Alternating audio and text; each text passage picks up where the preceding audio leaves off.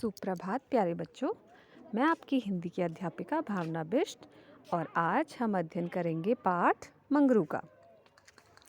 इस पाठ में हम चंद्र बिंदु वाले शब्दों का अध्ययन करेंगे। तो आइए बच्चों पढ़ते हैं इस पाठ को।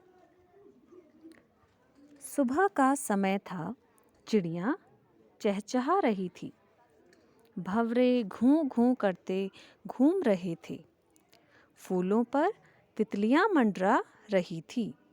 मंगरू पेड़ के नीचे मुंह फुलाए बैठा था। माँ ने उसे कुएं से पानी लाने को कहा था, वह नहीं गया। माँ ने उसे खाना नहीं दिया। मंगरू को सामने से एक ऊंट आता दिखाई दिया।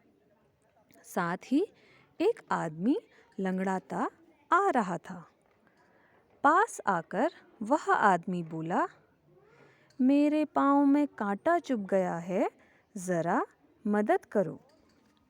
मंगरू ने उसे संभालकर बिठाया, उसके पाँव से कांटा निकाल दिया।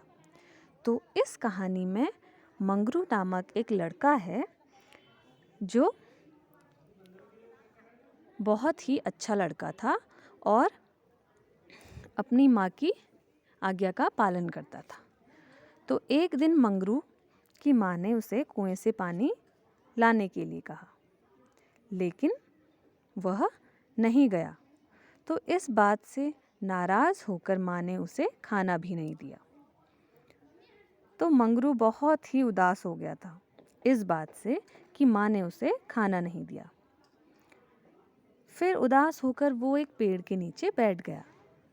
तो तभी सामने से उसे एक आदमी आता हुआ दिखाई दिया जो कि घायल था और उसके पैर में कांटा चुभा हुआ था।